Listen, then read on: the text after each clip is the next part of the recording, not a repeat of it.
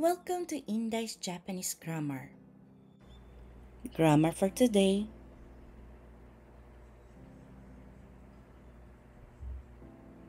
Level N3. Ang next grammar po natin dito is kirenai. Hai, kirenai. Hai, hindi po makat. Hindi yung hindi makat po ang meaning po. So, tabe kirenai. Hai. Ginagamit po ang kirenai, kino-conjugate po siya sa verb mas. Tatoeba, tabemas, taberu. From the root word taberu, pag ginawa po siyang mas form, magiging tabemas, di ba po? So, i-drop down po yung mas, dun po ididikit ang kirenai or kireru or kiru. Ganyan po yung pag-conjugate niya po. So, guys, pag sinabi pong verb kirenai, negative form po yun ng kiru at kireru. Kasi from the root word of kireru. Kinokontra niya yung kiru or kireru. Nagiging kirenai. So, ang grammar po na ito ay ginagamit para ipahiwatig na naubos at walang natira. Naubos at walang natira. So, meron po tayong positive form at negative form po. So, pag-aaralan po natin yun. Bicolanang layasan, yoroshiku onegaishimasu. Maaari po kayong mag-recite? Yoroshiku onegaishimasu. Yoroshiku onegaishimasu. So, magbibigay po ako ng isang example po. So, meron po tayong positive at negative form po dito. So, pag sinabi pong nomikiru, sa Tagalog, magiging nainom lahat. Ngayon, ang negative form niya po is nomikirenai. Sa Tagalog po, hindi nainom lahat. From nainom lahat, naging hindi nainom lahat kasi negative form po siya. Magkakaroon po siya ng hindi. So, go po tayo, Bicol ng layasan. Pag sinabi pong yomikiru, ano po siya sa Tagalog? Nabasa na lahat. Nabasa lahat. So, pag negative form po siya, yomikirenai, ano po siya sa Tagalog? Hindi nabasa lahat. So, hindi nabasa lahat. So, go lang po tayo. So, dito naman po sa verb na hashirikiru. Ano po ang... Natakbo lahat. Natakbo lahat. So, pag negative form po, hindi natakbo lahat. Hashirikirenai, hindi natakbo lahat. So, dito na po tayo sa last po natin. Ginamit po ang root word na verb na uru. Naging urikireru. Nabili lahat. So, desu. Nabili? Kaikiru po yun. Ano po ang uru? Tagalog? Benta lahat. So, desu. Nabenta lahat. So, pag sinabi pong urikirenai, hindi nabenta lahat. Hindi nabentan lahat. Guys, sana po naintindihan nyo po yung from positive form naging negative form. Yomikiru, yomikirenai. Tapos yung paggamit naman po ng kireru, urikireru, urikirenai. Sana po na-gets nyo po yung pag-conjugate po ng kireru sa verb with positive and negative po. Wala po to guys sa book. Gumene, katte ni tsukutchatta. Kasi, pwede ba yan sabihin ko na, for example, hindi ko kayang maubos yung pagkain. Pwede ko sabihin, tabikirenai. So, tama po. Tabikirenai. Hindi ko po kayang ubusin lahat. Maganda pong example po yun. Arigatou gozaimasu. Stay tuned lang po kasi go na po tayo sa example sentence po natin. Dewa, yonde itadakemasu ka? Ano yan? Gohan no ryo ga okutte tabekirenai yo. はい、ご飯の量が多くて食べきれないよ. So, yung 食べきれない po ay Hindi nakain lahat. Hi, so des, hindi nakain lahat. So, ano po yung pagkakaintindi nyo sa sentence na ito? Sobrang dami ng kanin. Kaya Kumanasay. hindi nakain. Nakakalito po. Ano po? Yung tinutukoy niya po dito pong gohan is not kanin, kundi yung buong meal po. Ano po? So, sobrang dami ng meal, hindi nakain lahat. Hi, so des ne. Paano niyo po ni-express ang yo? Sobrang dami ng pagkain kaya hindi nakain lahat. So des.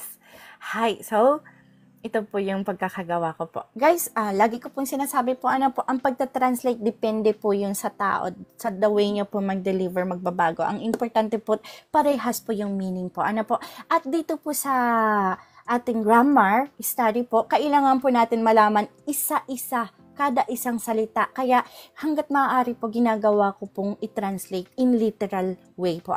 Pero kapag magta-translate po ako as my work, hindi ko po siya tinatranslate ng ganito. Kasi napaka-weird po sa Tagalog po. So, ginagawa ko lang po siyang, tinatranslate ko lang po siya ng ganito para po maintindihan po natin word by word po yung pinag-aaralan po natin. Ngayon kung kayo na ay marunong na mag-Japanese at magta-translate po kayo, wag pong literal way po. Ililiteral nyo lang pong i-translate kung mga documents po yung itatranslate nyo. Hi! So, tingnan po natin yung kada word po. Hi! Gohang. Pagkain. No, nang. Ryo. Dami or amount in English. Oku. Marami. Te. Dahil. Tabe. Kain. Nakain. Kirenai yo. Hindi nakain lahat. Tabe kirenai yo. Tabe kirenai means hindi nakain lahat. So, yo is o. Kaya pag pinagsama-sama po yung salitang yan, magiging hindi nakain lahat dahil marami ang dami or amount ng pagkain. O, hi. Yan po yung translation niya. Translation po ng gohan no ryo ga okute tabe kirenai yo. Hi. Ganun po siya. So, next po tayo na example sentence. Bigla ng layasan mo, ichido onegai shimasu. Nagai shusetsu o 2時間で読み切った。2時間じゃないよ。2日間で読み切った。はい、ang galing. From ni, naging futsu. Hi. Nagai shousetsu o 2日間で読み切った. Yung 読み切ったpo natin ay? Nabasa lahat. Hi. So, ano pong pagkakaintindi po natin? Or kung kaya nyo pong i-translate, go po tayo. Nabasa lahat sa loob ng 2 araw ang mahabang novel. Hi, so des. Ang gagaling. Ang galing. Hi. So, tingnan po natin isa-isa po. Ano po? Nagai means mahaba. So, adjective po siya kaya tinutukoy niya yung noun na shousetsu. Nobela. Ano po? O ang. Futsukakang. Pag sinabi pong futsukakang, kang is sa loob po eh. Yung ka is day. 2 yung araw po na yon, yung bilang ng araw. Kaya, futsukakang means sa loob ng 2 araw. Kang sa loob ng 2 araw. Ka araw. Ano po? De, yomikitta. Gumenasa. Yung de pala po yung sa. Yomikitta means nabasa lahat. Ano po? So, pag pinagsama-sama po yun, magiging nabasa lahat ang mahabang nobela sa loob ng 2 araw. Nagai shousetsu wo 2日間で読み切った. Hay, yun po yung meaning niya po na naging magandang translation kanina ni Bicolanang Layasang. Hay, so meron pa po tayong special sample dito. Bicolanang Layasang. Yoroshiku onegai itashimasu. tsukare kita yo desu. はい。Ah, 疲れ切ったようです。 mukhang pagod na pagod. Medyo malapit na po siya. Pag sinabi po kasi mukhang mitay na po Okay. siya. Parang pagod na pagod. Parang Yoda ni naru. Yoda ni naru. Ano nga po yung yosu?